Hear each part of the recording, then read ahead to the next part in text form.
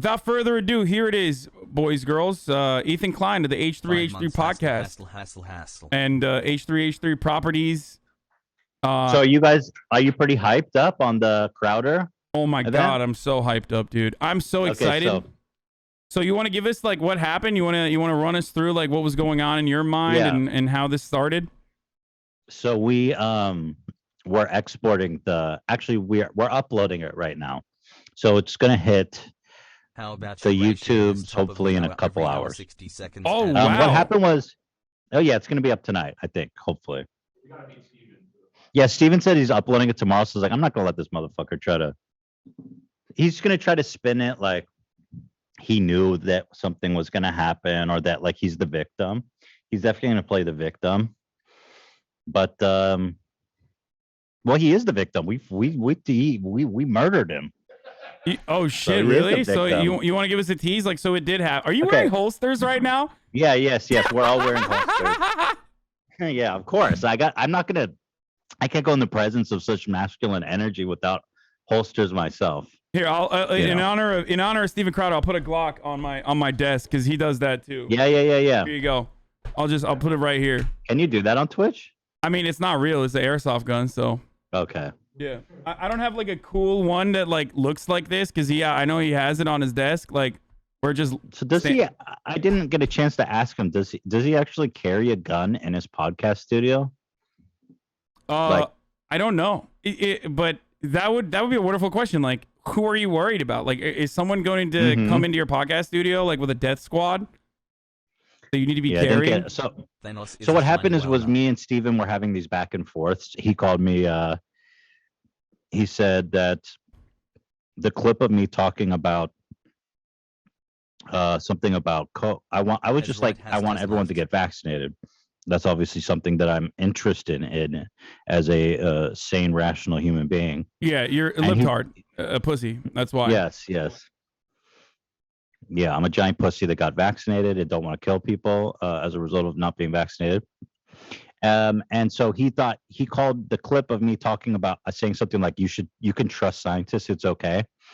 He said it was his favorite clip of the year, and he lampooned us, and then we ribbed him back. It was a whole back and forth, and then eventually he was just like, Ethan Klein, I challenge you to a debate.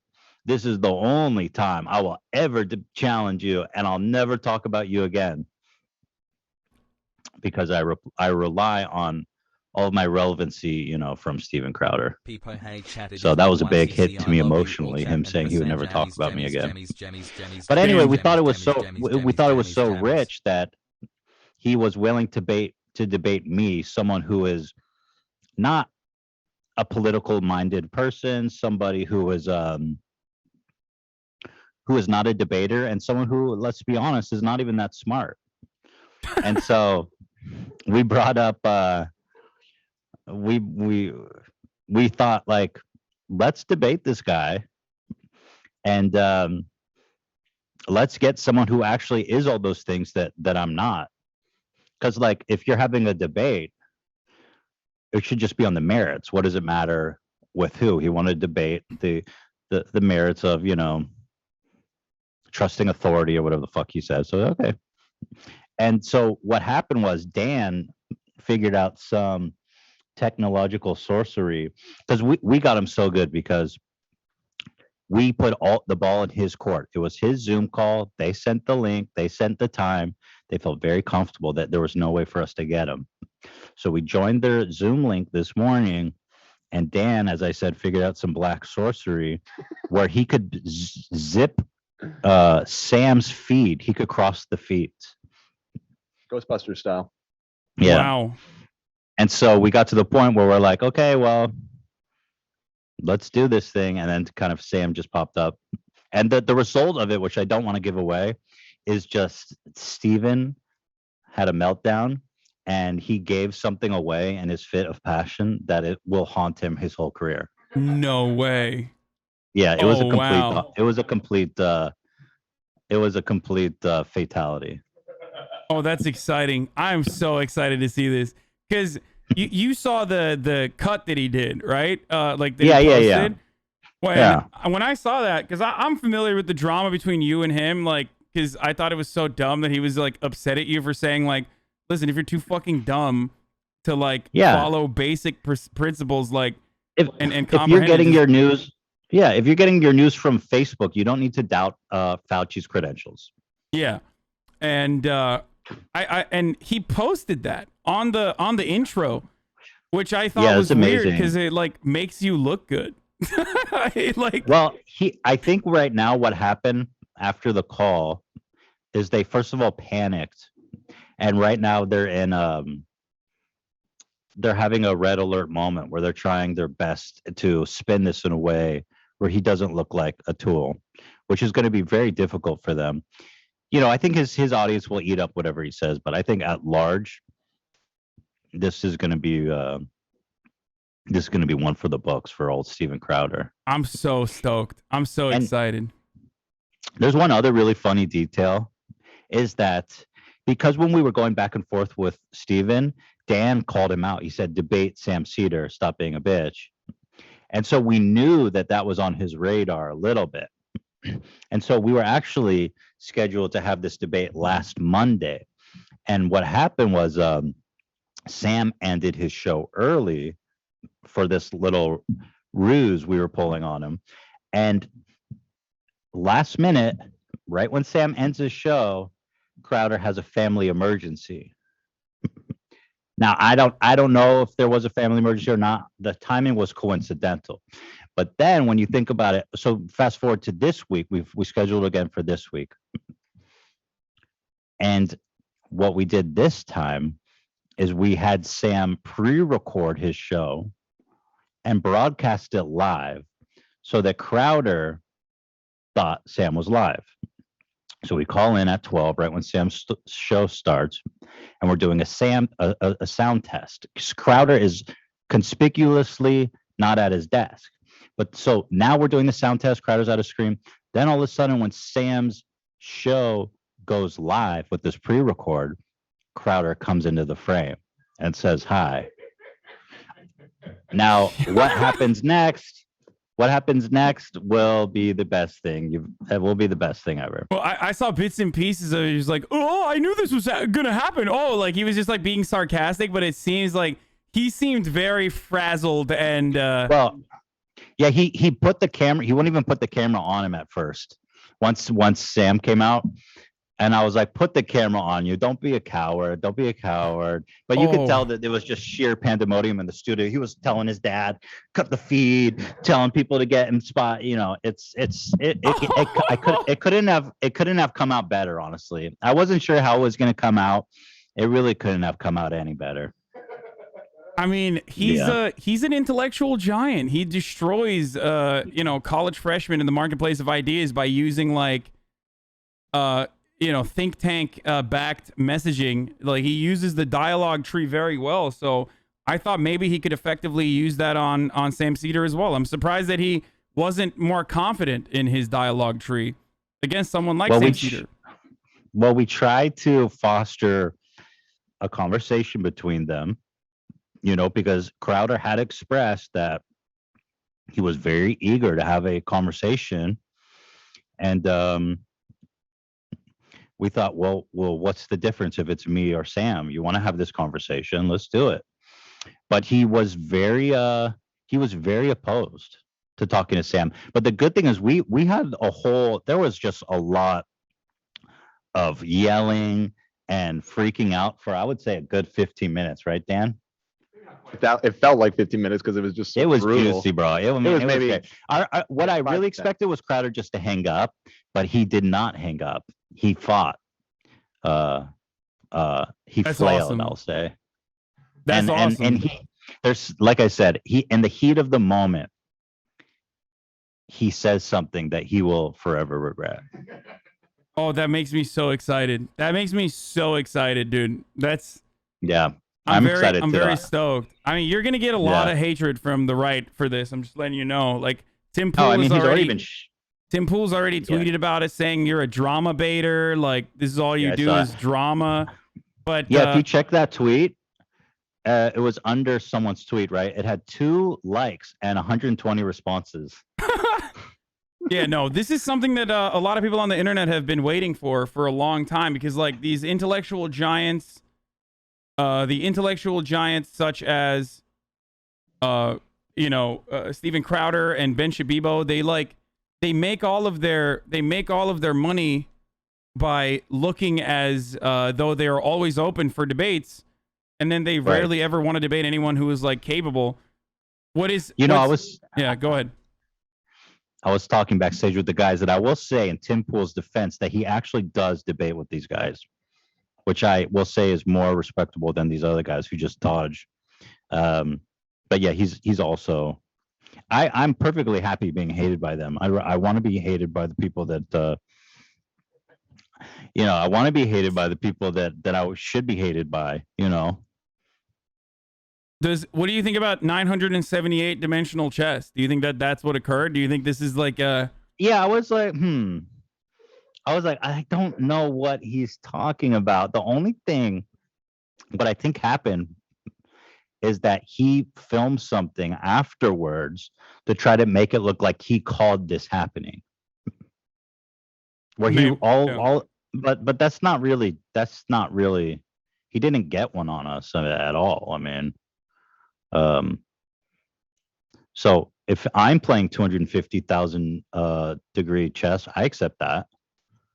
Yeah. I mean, ultimately, you can play 978 dimensional chess or whatever, but then ultimately, if you lose, you still lost on all of those dimensions, right? So yeah, I beat him from the first down to the 978,000th dimension of chess. By the way, I love that you admit that when you're like, yeah, I'm not fucking a great debater. I'm stupid. Like, who cares? Like, I'm not. This is not what I do.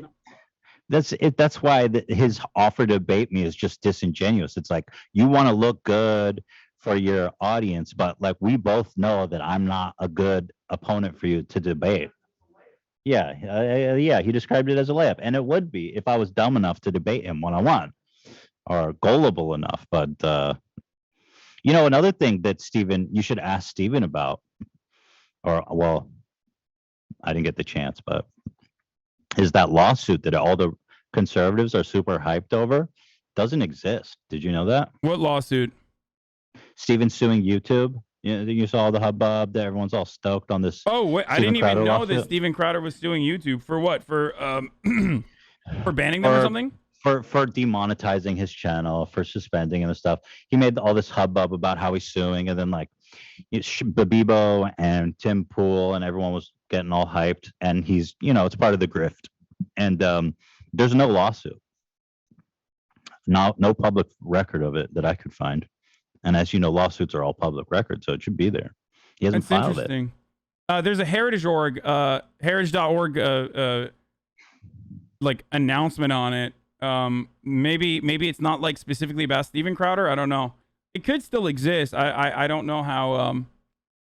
I don't know why they wouldn't do that. This is their bread and butter, to be honest. Like, so I wouldn't be surprised if there is one that comes out eventually. But I also would not be surprised if there is no lawsuit, because conservatives are great at these sorts of grifts. Like, I mean, you remember the fucking wall thing, like where there was that veteran guy who was like trying to personally fund building the wall, which would have been. They stole all the money. Yeah, exactly. I mean, this is that was the greatest. This is something that they do regularly, so this is their bread and butter. So I wouldn't be surprised.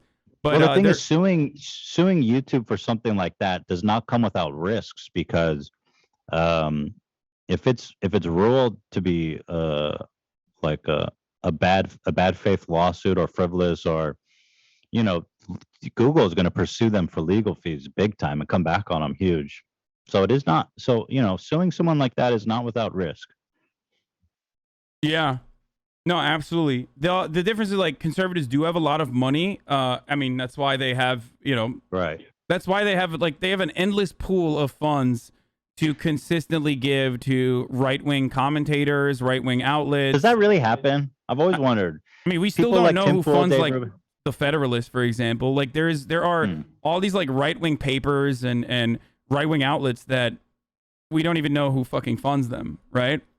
So do you think that people like Dave Rubin, for example, gets money from somebody just straight up? Oh, for sure. I think that They originally Really? get money. They make money themselves. Don't get me wrong, because like Yeah. once you get that initial capital, it's and you get to a large enough audience, then it's like a self-sustaining business, right? It's relatively hard to fuck up. But yeah, this stuff gets astroturfed big time by wealthy donors who absolutely see the use in funding right-wing commentators and a network of right-wing commentators. Yeah. We Like- need some of that George Soros money, bro. Yeah, I know. There is like, I mean, look, the liberal side of things also has like a fuckload of funds too. I mean, for the most part, I think media is like fairly liberal. Mainstream media is fairly liberal in the way that we understand it, even though they are liberal is still super center right on a lot of issues. But there is no such like astroturfing project for leftists who are, for example, openly anti-capitalist, which would be like the left-wing equivalent of like independent right-wing media on the internet. And it's obvious why, because like There's why no the fuck would money. billionaires Yeah. why the fuck would a billionaire fund me when I'm like shitting on billionaires and saying that Yeah. they shouldn't exist? It's a good point. Come on, Yeah. Warren Buffett.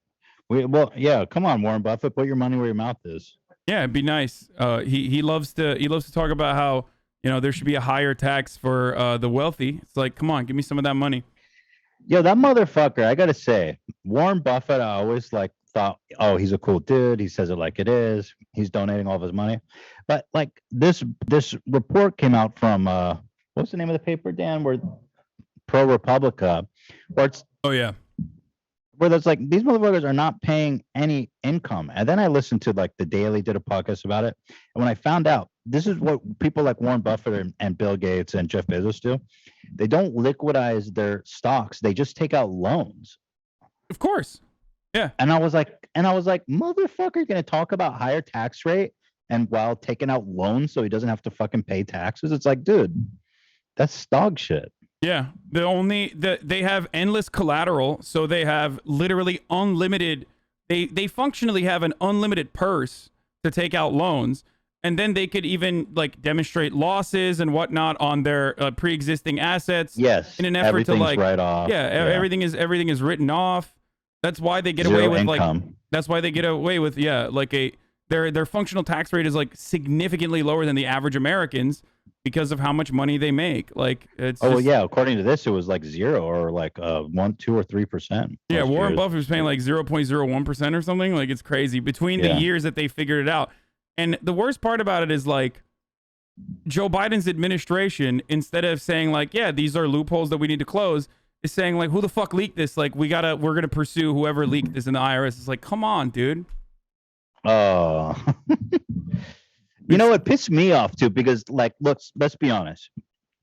I'm rich. I make a lot of money, but I also pay 50% of my income to taxes.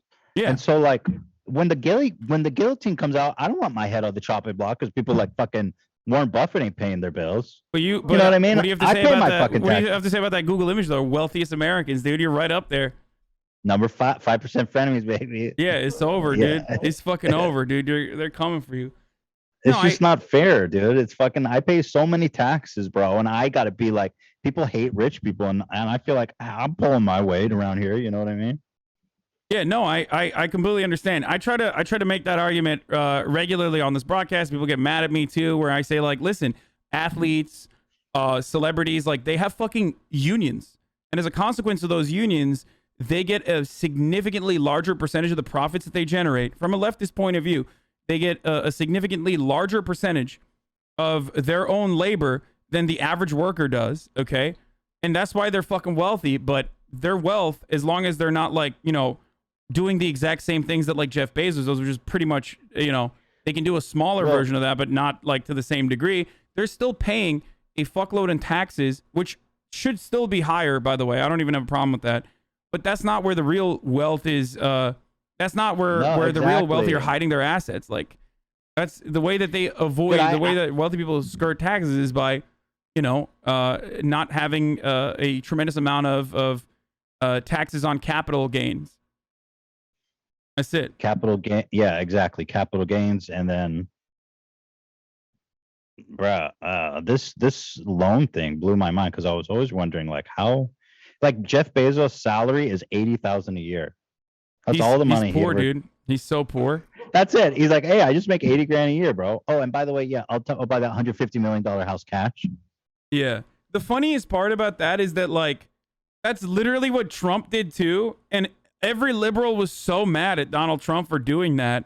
But then like when Jeff Bezos, Warren Buffett, Bill Gates, they all do this exact same shit, like maybe not as questionable because like Donald Trump's assets are tied to real estate. Real estate has like a lot I mean, they still have a fuckload of real estate too, obviously, so does Warren Buffett. But like they everyone that got mad at Donald Trump forget that like, you know, every billionaire is doing this, like every single one. Yeah, I feel like billionaires are apolitical. They just care about hoarding money at that point, which is kind of crazy. I mean, like, damn. Jeff Bezos is with so much money. He's so fucking bored. He's building giant penis-shaped rockets. Like the dude got divorced, gave 60 billion to his wife, and he's back. He made it back in like 2 days. Yeah. Well, the funny thing is like his wife is like right now his wife is I think like the biggest spender in philanthropy because she gave she gave like $6 billion since the divorce. In the beginning of their divorce, she got 32 billion in assets, right? She gave away $6 billion in 1 year and then another 8. And in those 2 years, her wealth grew from 32 billion to 64 billion. Her wealth fucking doubled. She literally makes more money than she can give away. Like, it's just like... Just from owning Amazon stock? Yeah. It's like functionally impossible at this point. Like, the amount of money that they make is so vast, so much that it's I get frustrated. 80 billion, like, not even 60, sorry. Look, I'm a capitalist, but like capitalism, we've learned needs some like rubber bands, you know, it needs some limits. I'm a capitalist. I make a lot of money, but I feel like people go, "Oh, you're rich, so here's rich people talking about other rich people." Dude, there's a difference between me, like, and someone who makes $1 billion. That is like unfathomable wealth. And then there's a difference between someone who has $1 billion, someone who has 200 billion. It's like you said, you literally can't even spend it fast enough. No, these people are the way I explain it to my friends is like they're like demigods, right? Originally back in the day when we had like, you know, monotheistic monarchies, right? The system was rooted within the understanding that like God had appointed this royal family to the place of prominence that they have, right? So they were like, we fear God, we fear this like deity or this being that has like made this person the king. So we're just gonna follow through, and if we don't want to follow through on his rules, then we get clapped, we get killed. And now that is translated to like that was the operating principle behind like monarchies and the way that people believe that, you know, or rationalize the existence of kings. Now we have fucking Jeff Bezos, who is literally a king, in some instances wealthier than fucking kings. And the operating principle is this lie of meritocracy. That like, and I'm not saying that like hard work doesn't help you get to your place of prominence. Of course it does. But ultimately, like, you know, it's not just hard work. Like this notion that the Oklahoma teacher who makes like 30 grand a fucking year, who has to do Uber on the side, is not working hard, is so stupid. They're working hard and they're working smart, but ultimately it doesn't matter because their starting point is significantly different and probability was not on their side. So I believe in like making a base level of material equality for all people. For sure. So that, you know, everyone can pursue both work that is meaningful and other things that fulfill them. For sure. And then like on the top side, who pays for that is these motherfuckers who just pay the same tax I do. That's it. If Jeff Bezos paid 50% tax, that'd be so much fucking money. Oh yeah. I mean, it's like, dude, we would fund everything. So much. No, that's insane. Like I can't even comprehend a world in which like the top 1% had the same like functional tax rate as like the average middle class American. It would literally be unfathomable. The amount of money that we would have would be insane. And they wouldn't even notice it was gone, honestly. That's the crazy part. But for me, it's like I agree that like I would be okay paying more taxes if everyone above me was paying the same taxes I am, because it's like me paying 50% for 60 or 70% isn't going to make the difference. It's these guys who are making money at like a million times what I'm making, who are paying zero, literally zero.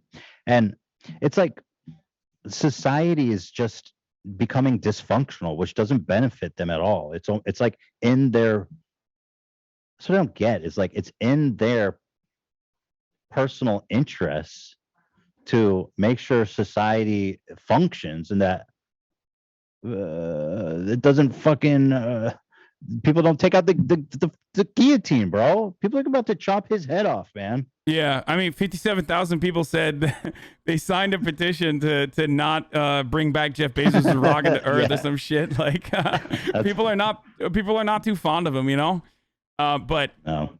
That being said, I use Amazon like a motherfucker. That's why rich libertarians consider welfare to be riot tax. Like rich libertarians behind closed doors will just like openly admit that welfare is riot tax, so they stop the masses from rioting against them. So that they have, dude, fine, whatever it is, just pay your taxes, bro. Yeah, whatever you want to call it.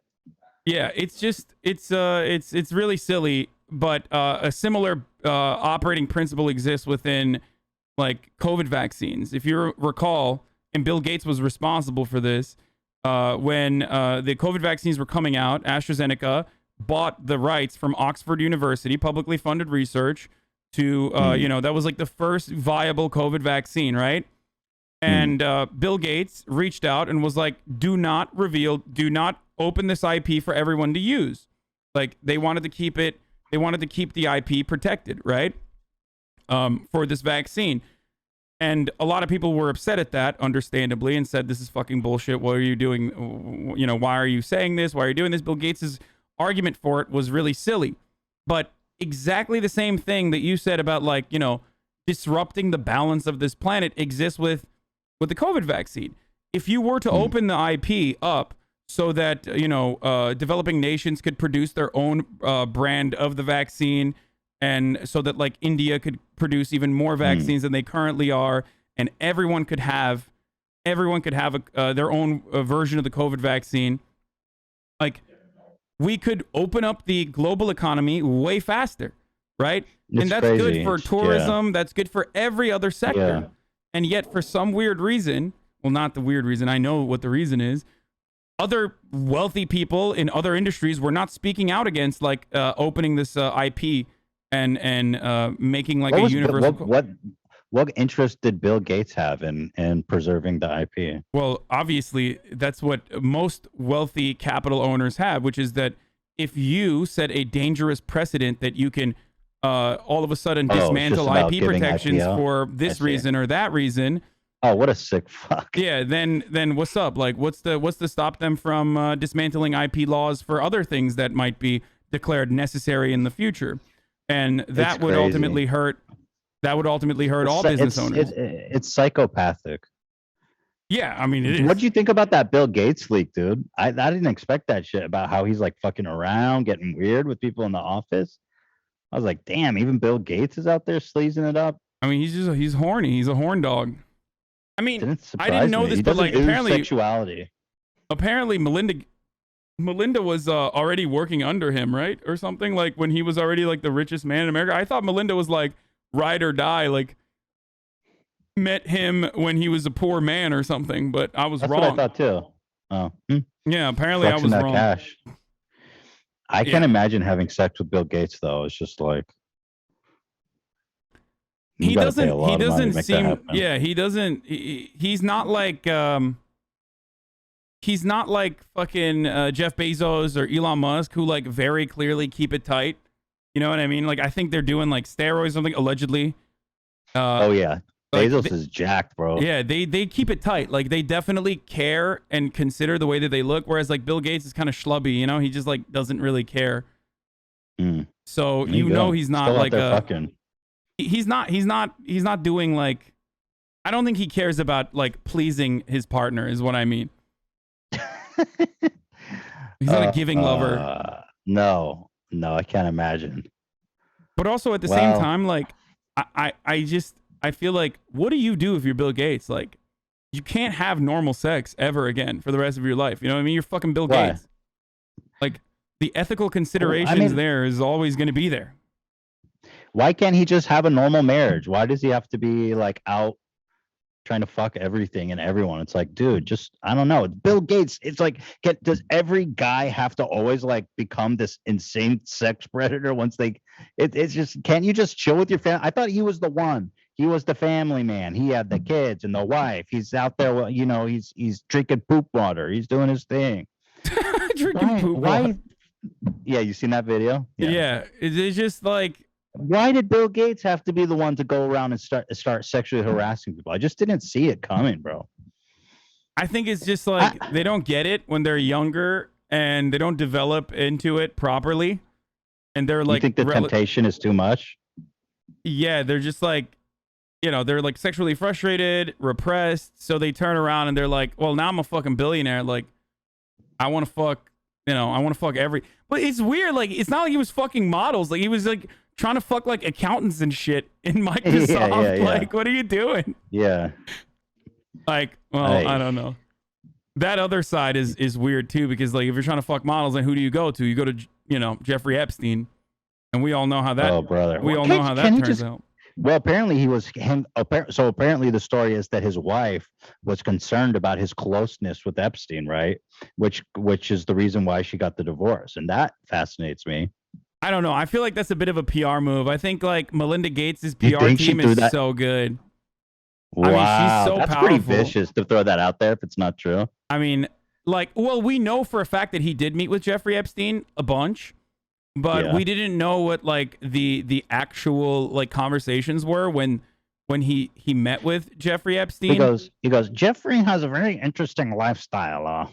Wouldn't work for me, but I find it very interesting. You seen that clip? Oh, I have not seen that clip. No, damn. You're all over this. I used to be all over the Epstein shit. Like I'm still very fascinated by it. But the thing is, if you're that bro, there's some really classy prostitutes. You know what I mean? Like, you don't have to get into like sex trafficking.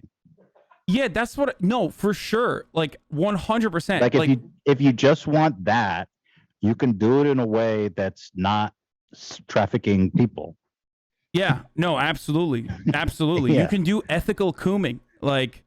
Yes, ethical sleazing around, Bill. We don't need. You can get him to sign NDAs if you want, and like just be like, hey, listen, like I'm gonna give you the opportunity to revoke consent every step of the way. Like, you know, I'm fucking Bill Gates, but you know, if you want to fly out, like, straight up. That's that's the weird thing. Is like when you're fucking Bill Gates, like you can't try to fuck the Microsoft employees. Okay, you literally cannot do that. Crazy. That's what I thought. And you know, it kind of bummed me out because I was like, wow, this is like 100 for 100 at this point of these billionaire CEOs trying to fuck everybody in their line of path. I think it just comes from power. Maybe when you're like that powerful, you're just like, I need to, you know, I need the truth. The truth is these are people that seek it out too. So they're already a little cuckoo to be like that. Yeah. What do you think, Warren? Like with Warren Buffett, that's going to be weird if that comes out. You know what I mean? Ugh. That would be Warren so Buffett's strange. Such a weirdo too. Like he lives in like $100,000 house. I watched this documentary about him. He goes, I go to McDonald's every morning for a sausage egg McMuffin, and depending on how the stock market's doing, I get cheese on. If it's a good day, I reward myself and put cheese on it. If it's a bad day and I'm losing money, I don't get cheese. I was like, bro, you need like. No, there's absolutely something wrong with him. That's significantly weirder than Richard Branson, who like has his own island and chills and shit. You know what I mean? It's like, out of all those billionaires, like at least Richard Branson is like, yeah, I'm fucking kind of good looking dude. I'm British, so I got that going for me. You know what I mean? Like, I'm just gonna fucking chill on my island with like naked ladies and stuff. Whereas like these dudes are just like, I'm gonna live in fucking Minnesota or wherever the fuck Warren Buffett lives in a affordable home. Like, there's no shot. I don't that's who are you kidding, Warren Buffett? Who are you kidding? You pay 0%. You pay zero taxes. You're like a gajillionaire. You're not fooling me with that single family fucking 1,000 square foot, 800 square foot house, dude. And you're no cheese on the McMuffin. I think like I think one thing for a guy like that is just He's got a like, basement. I'll tell you what, that man has a basement, and you don't even want to know what goes on down underground. yeah, I don't want to know what the fuck he's doing in his basement. But I mean, it's probably weird though. It's probably just like, you know, he brings girls over so they can play like they can play foosball or some shit. He's like, come on, let's play some foosball. Like instead of like weird sex shit. Because he's just like, he has to be normal about everything, like over the top normal, so normal that it's fucking weird. Yeah, so I don't know. Yeah. I just like, if I was a fucking billionaire, like I would just chill. I would literally stay the fuck away from the media. I don't know why like Elon Musk has to constantly be in front of the media and like tweet and like. He, dude, I used to be a real big Elon fan, but I'm so over him, bro. It's like not even funny what a douche he's turned out to be. And I think that what is that I really like his work, but I think he just got he started to love the attention. And once he started talking to the media more and more, because when I was first a big fan of him, he was real shy. And, you know, the only videos of him were doing presentations on Tesla. And now all of a sudden he's like a wicked memer. Yeah, and the memes are so stale too. They're so whack. It's like 9gag shit. You know, the thing that really made me turn on Elon was when he was like, everyone's panicking. COVID is nothing worse than the flu. It'll be gone by March. Oh yeah, that was real bad. Dude, and he still hasn't owned to doing that. It's like, maybe after getting that wrong, you should just shut the fuck up. Or when he called that fucking diver a pedophile. That was good. That was great. Yeah. Just... And even when that happened, I was so team Elon. I was like, he's got to know something about that guy.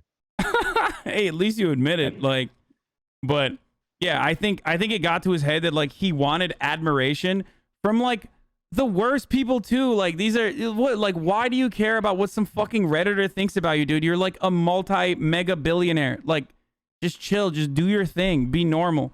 But no, he has to be in the fucking forefront. He has to be in the forefront of the conversation and like have people care about him. My new favorite thing regarding Elon is all the people saying that they lost their life savings in Doge because of him.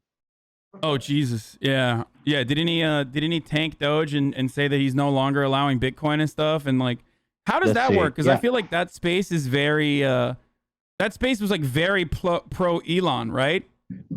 Well, they were, but now they all hate him because he was hyping up crypto, specifically Bitcoin, and so it was like going up, and everyone's like, we love Elon. He was talking about Doge and all these knuckleheads with Doge, which is like, God, people get so mad at me. Doge is so dumb, you guys. It was made as a joke. It has no inherent value. If you are investing in Doge as a long-term investment, you will lose all of your money. It is literally just a Ponzi scheme. And if you invest in Doge, you are literally just betting on kicking the can down to the next idiot and hopefully selling it for more than they do. That's it. And that's kind of true of that's Doge. Okay, I don't know, but he was hyping up Doge, doing all these memes, and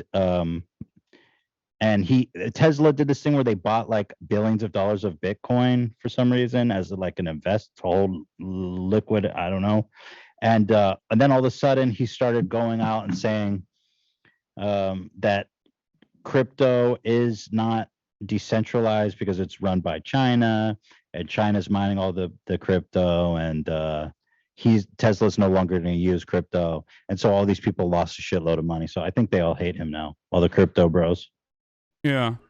I mean, they would probably love him if he like pumped another one that they would like buy into earlier, some shit like that. But yeah, just like you said, it's all about not being the guy who ends up holding the bag in the end. And I think a lot of people did do that. It's just musical chairs with your money. And most of the people invested in crypto who are like playing the odds, they really don't know anything about crypto. They're just gambling. They don't know anything about like the purpose of it, the application of it.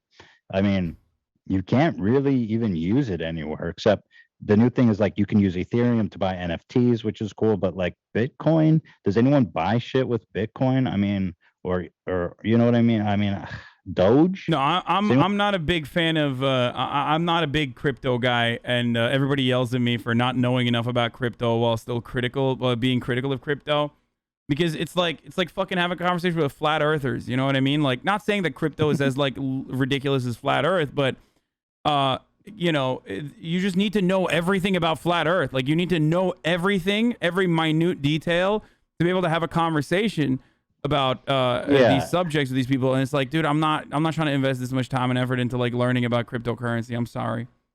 Well, so I do think crypto is cool and great and can be a great investment, but the amount of people in it right now are just like gambling, looking for short-term games, super speculative. And there's a lot of shit coins too, like this one Safe Moon that came out that they call it the rug pull, where like and the same is true with Dogecoin, where like one person or a handful of people own like 70 to 90% of all the coins in circulation. And so the minute they sell everything, the rug pulls and everybody loses their money at the, benefit of a handful of people who make out like bandits. So that's happening a lot in the crypto space right now too. It's just, I don't know. Yeah. All right. Well, I don't want to keep you any further. This was a lot of fun. I see you rocking a Teddy Fresh. When is my merchandise coming?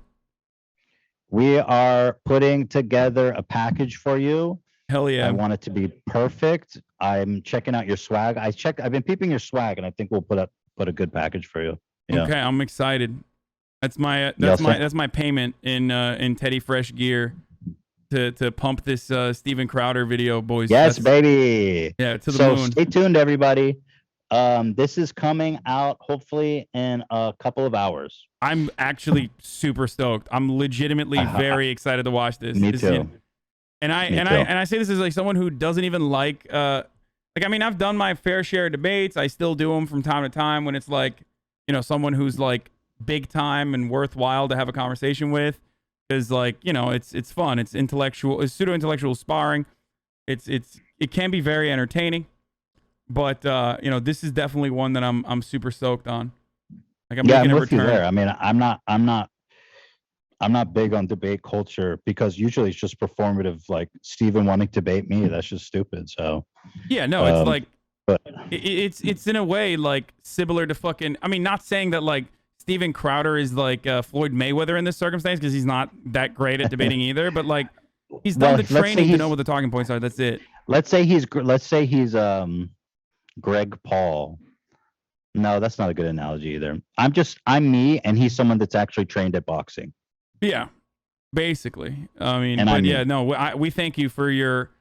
For your Hasan. interesting way of getting this to happen. This was awesome. Seriously. It's happening. I can't wait to put it out there. There's the one thing we're worried about is that we show before the debate like Steven's greatest hits about what a hateful bigot he is, and I'm afraid that that's gonna just showing the shit he said is gonna get our video demonetized, restricted or demonetized. So we're running it by YouTube before we post it. Damn, look at you. Already in the ears of Susan Wojcicki. God, Keemstar was right, dude. Just to clarify, just to stop the conspiracy theories, YouTube has a program where you can have your videos pre-cleared by a partner. And and they say this will get you dinged, or this if you remove this part, then it's a program. It's not just me. There's a bunch of people that do it. Yeah, no, I know. They're pretty good from time to time. Sometimes they miss the mark, but they're. I mean, on the whole, I think YouTube's compared to like Facebook or it's gotten a little bit better from back in like definitely. The Gamergate days though. Like, I mean, there used to be like straight up Nazis, like straight up Nazis. No, they've gotten a lot better, man. Just like doing Nazi propaganda for months on end, getting to like 100,000, 200,000, 300,000 subs, shit like that. No, they've gotten much better. YouTube is doing they're doing their best. I do believe that at the very least. All right, well, thanks for coming on, man. Thanks, dude. Nice chatting with you. Yeah, absolutely. We'll be waiting. We're very excited. We'll be waiting on the video to come out. Yep. All right. See you, dude. All right, peace. Bye. Okay, that was Ethan Klein, folks, aka H3 Productions. That was awesome.